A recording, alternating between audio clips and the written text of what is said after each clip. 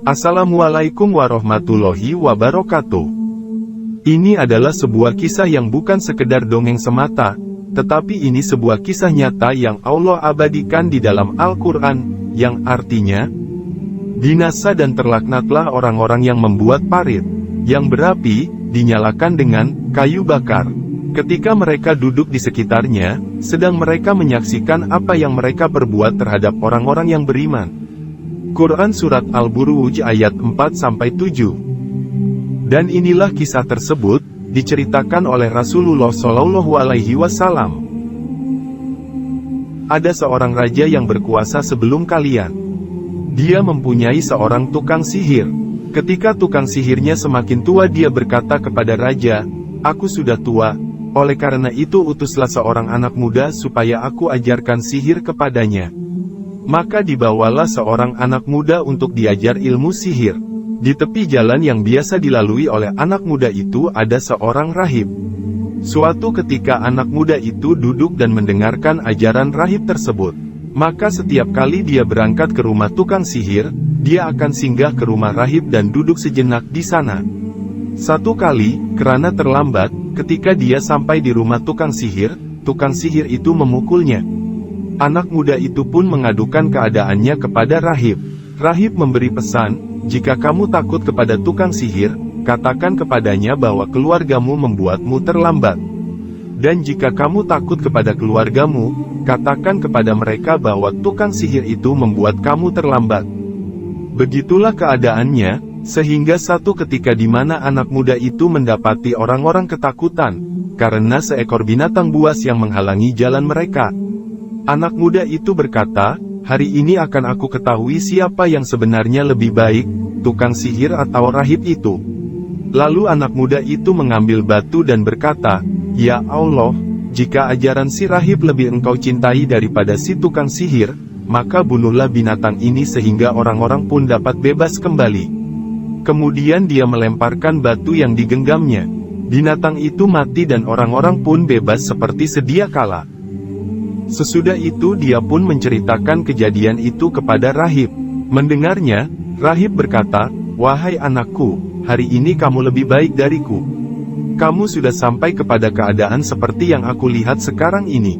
Satu masa nanti kamu akan dizolimi. Jika itu terjadi janganlah kamu bercerita tentang diriku."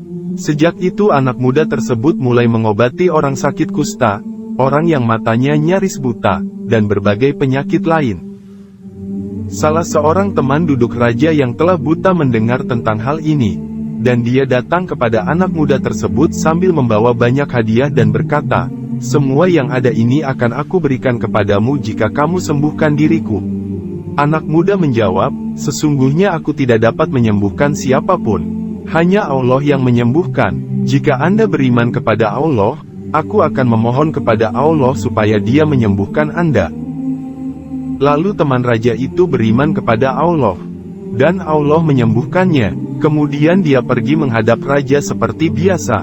Raja bertanya, "Siapakah yang mengembalikan penglihatanmu?" Dia menjawab, "Tuhanku."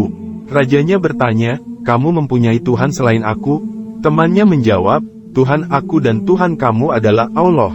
Maka raja mulai menyiksanya sehingga temannya itu menceritakan berkenaan anak muda tersebut. Lalu raja memanggil anak muda tersebut dan bertanya kepadanya, "Wahai anakku, ilmu sihirmu sudah dapat menyembuhkan penyakit kusta, buta dan sebagainya." Anak muda menjawab, "Sungguh aku tidak menyembuhkan siapapun. Hanya Allah yang menyembuhkan."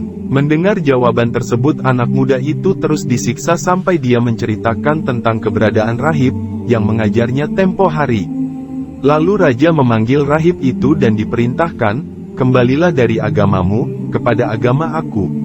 Rahib menolak perintah tersebut. Maka raja memerintah supaya diambil gergaji lalu digergaji di pangkal kepalanya sehingga putus.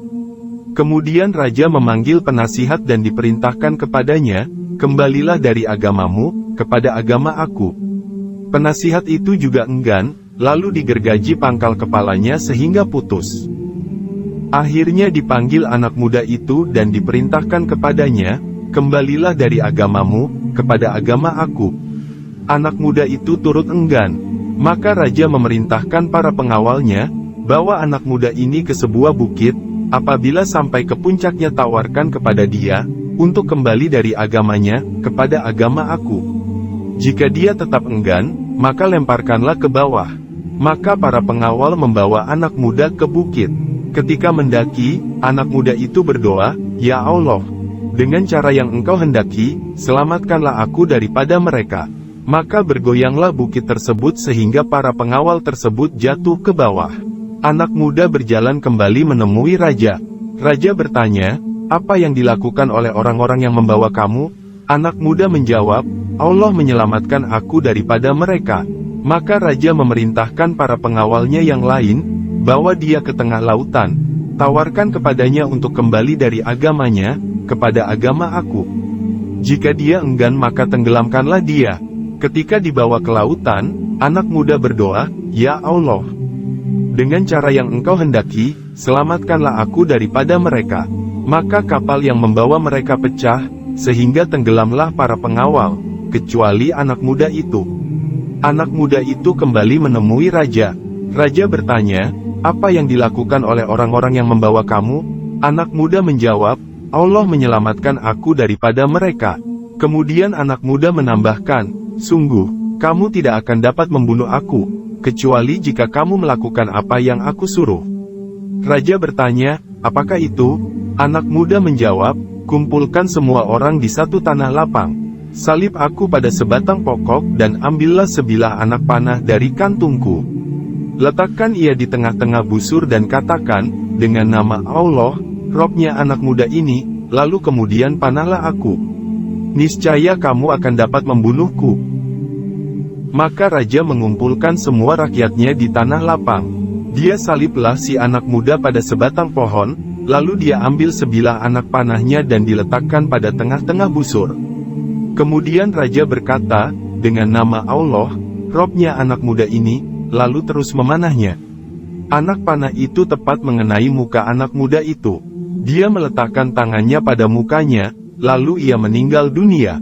Orang-orang yang hadir di situ serentak berkata, "Kami beriman kepada Robnya si anak muda. Kami beriman kepada Robnya si anak muda. Kami beriman kepada Robnya si anak muda." Seorang penasihat berbisik kepada raja, "Lihatlah, apa yang Tuan khawatirkan, demi Allah. Kini benar-benar terjadi, orang-orang telah beriman semuanya, kepada Allah, Robnya si anak muda." Setelah itu raja memerintah agar dibuat parit di sekeliling tanah lapang itu. Setelah parit digali, api dinyalakan. Raja berkata, "Siapa yang tidak mau kembali dari agamanya, kepada agama aku, maka lemparkanlah dia ke dalam parit yang dinyalakan api." Atau dikatakan, terjunlah ke dalamnya.